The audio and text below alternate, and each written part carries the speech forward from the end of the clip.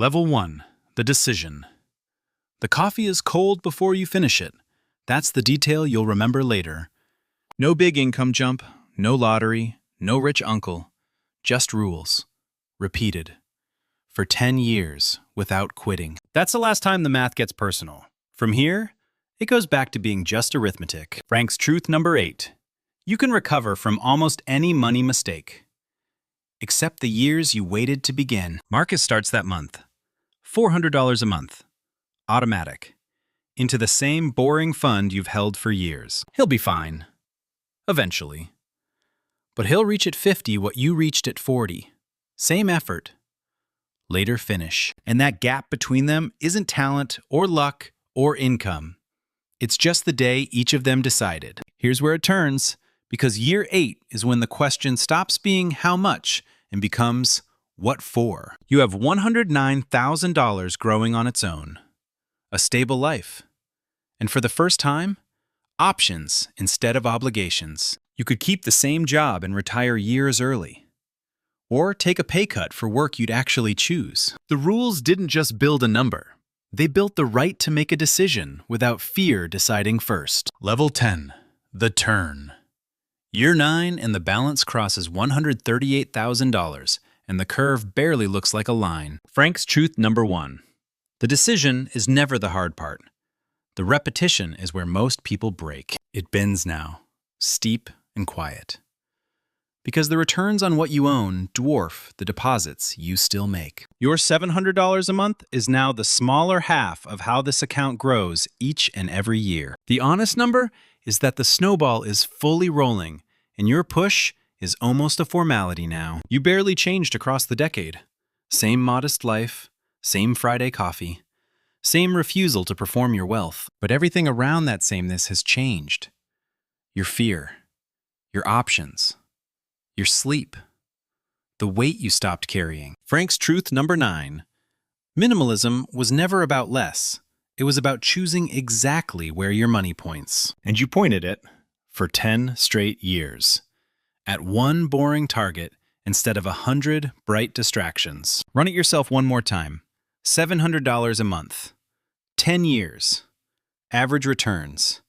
The math lands near where you are. No secret, no trick, no inheritance, just a decision on a Tuesday when the coffee went cold. Level 10 ends, and the number on the screen is the smallest part of what you actually built. Here's where it turns.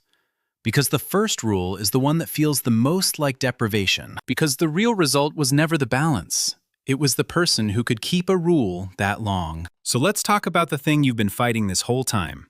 The opponent that never sleeps. It isn't the market, and it isn't your income. And it was never the price of a coffee. It's the math itself.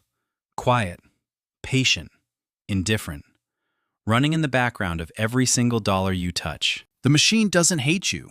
It doesn't know you exist. It just compounds, relentlessly, for whoever sits still longest. For 10 years, that same machine worked against Marcus, charging him interest while it paid you a wage. Same town, same math, same indifferent engine.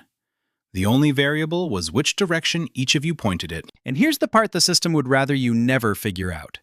The part that changes everything quietly. The math has no preference. It is not destiny. And it is not rigged against you from birth. It rewards exactly one behavior, the cheapest and most boring one there is. Showing up and not flinching. Level 2, the first cut. You sit down with your bank app and you read every single line. Frank's truth number 10. The machine that keeps people broke is the same machine that sets them free. The only difference between the two outcomes is who decided to let it run, and for how long. You didn't beat the market with genius, and you didn't out-earn your problems with a bigger paycheck. You simply stopped fighting the math and let it work for you instead of quietly against you. That's not luck, and it isn't talent. It's the most repeatable advantage a normal person can actually own. The honest number is that anyone earning what you earned could have stood exactly where you now stand. Most won't. Not because they can't, but because the boring years ask for a patience nobody trained them to have. So here's where it turns, one last time, back to a kitchen, 10 years and a lifetime ago. Back to that Tuesday morning. 7:14. The coffee already cold. $1,847 to your name, and a quiet decision. You didn't know then that the cold coffee was the detail you'd remember. The line between two whole lives. The streaming services you stacked up come to $74 a month, and you watch maybe one of them. One life where the rules ran for 10 years, and one where they stayed a thing you meant to start. The version of you that took the first sip didn't feel powerful, didn't feel rich, didn't feel anything special. He just felt tired and a little behind, and stubborn enough to keep one boring promise to himself. That's the whole secret, and it's almost insulting how small it is. Pick the rule, then refuse to quit. You weren't reckless in the years before this. You were just never once shown what the math could do. Now you've seen it, watched it bend a flat line into a curve over 10 unremarkable, uninterrupted years. And the most important thing the math built was never the balance. It was the proof that you could. Whatever your number is tonight, $1,847 or far less. The next 10 years are sitting in front of you. The math doesn't care how late you think you are. The next move is still entirely yours. So pick one rule this week, the smallest one, and let it run while everyone else waits for a trick. The $6 coffee. 5 days a week is $1,560 a year, walking quietly out of your account. If nobody ever gave you the frank version of the math, that's exactly what this channel is for. You don't cut everything, because a life of pure denial is a life you will eventually quit. Minimalist money was never about owning nothing. It's about refusing to pay for things you never wanted. So you keep the one subscription you love and the coffee on Fridays, and you cut the rest. Just like that, you freed up roughly $300 a month without earning a single extra dollar. It's a Tuesday, 7:14 in the morning, and you have exactly $1,847 to your name at 28. Your friend Marcus laughs when you tell him, says life's too short to count $6 coffees, and maybe he's right tonight. But you're not counting coffees. You're counting the next 10 years. Level 3, the machine. The honest number is that willpower fails, so you decide never to rely on it. You set up an automatic transfer of $300 to an index fund the morning your paycheck lands. Then you add the $300 you cut, and the number quietly becomes $600 every single month. You never see it, never touch it, never get the chance to talk yourself out of it. Frank's truth number 2. Money you have to remember to save is money you've already half decided to spend. By the end of year 1, you've put away $7,200, and the market has nudged it to $7,600. It doesn't feel like freedom yet, and frankly, it isn't. It's just the first faint proof. Proof that the rules work when you stop negotiating with them and just let them run. Not broke, not drowning, just even. The way most people stay even their entire working lives. Level 4, the boredom. This is the stretch nobody warns you about, the part that quietly kills most plans. Years 2 and 3 look identical.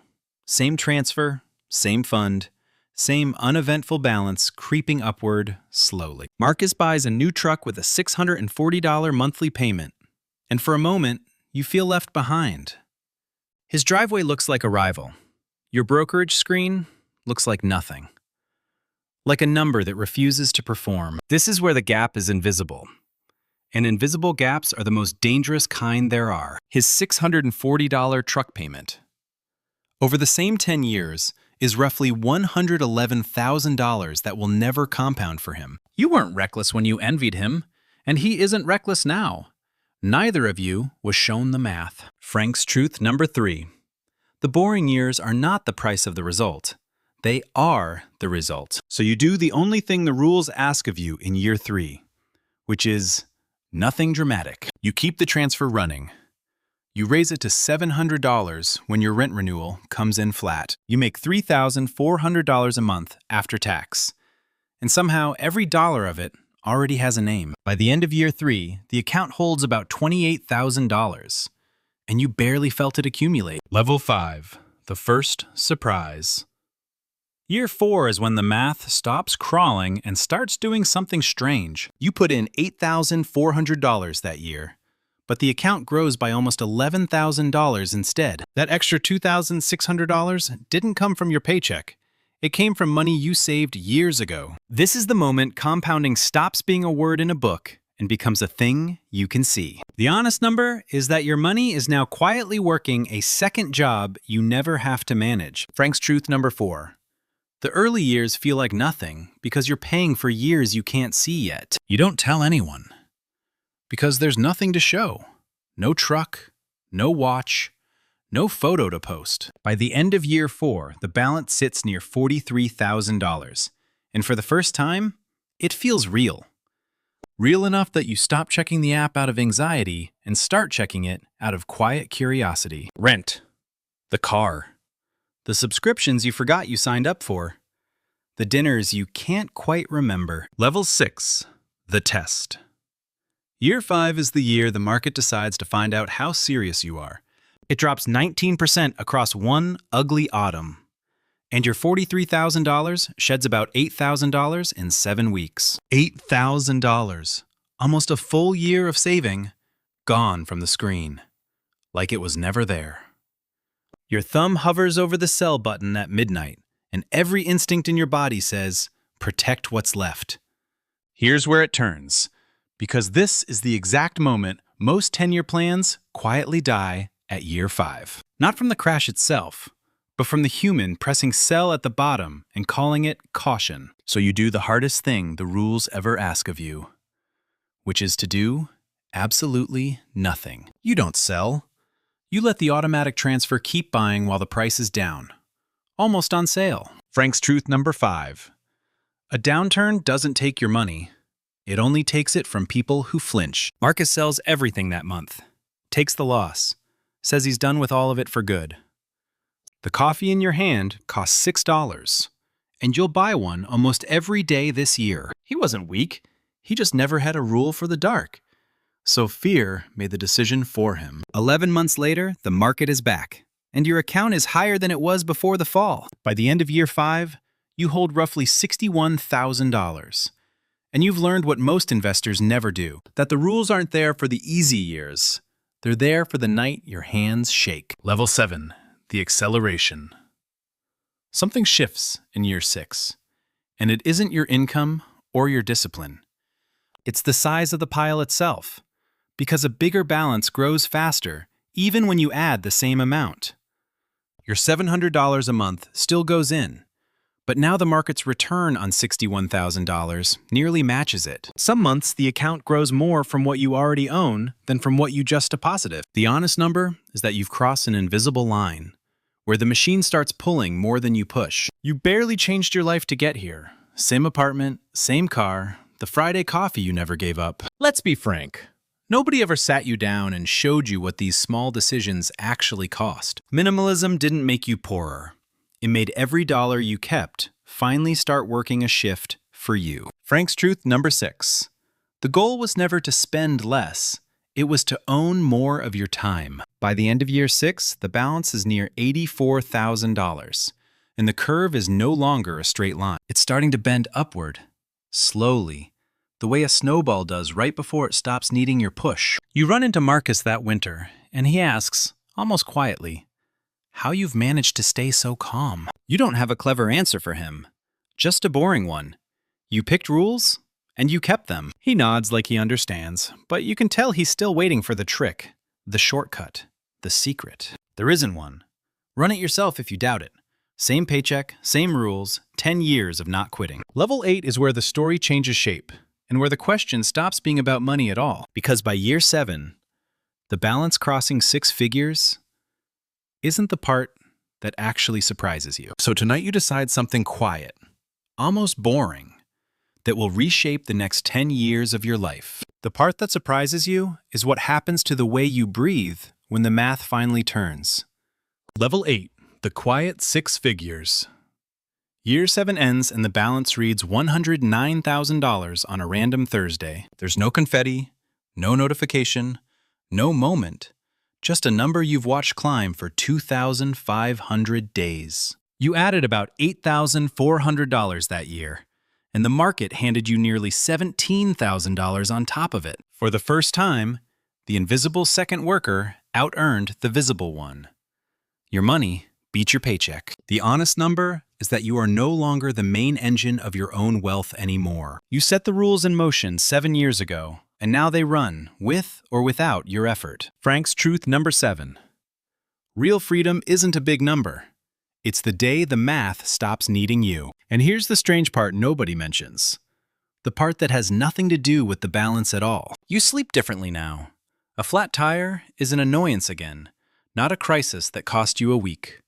You're going to follow a set of minimalist money rules, and you're going to follow them straight through. The $6 coffee you kept on Fridays tastes the same, but it no longer feels like a decision. That's what the rules were buying the whole time. Not things, but the absence of low-grade fear. Level 9, the conversation. Marcus calls you in year 8, and this time, he isn't laughing at all. He's 36 now. The truck is long gone, and he wants to know if it's too late to start. You tell him the truth, that the best time was 8 years ago, and the second best is tonight. He's lost almost a decade of compounding, and that decade is the one thing he can never buy back. And here's where I step out from behind the math for a moment, because this part is personal. Years ago, I started these same rules far too late. After wasting years that felt endless, until they weren't. The catching up is possible, but it costs more. And it costs the one thing you can't earn back: time. So when the boring years sound like a lecture, understand that I am only describing a bill once paid in full.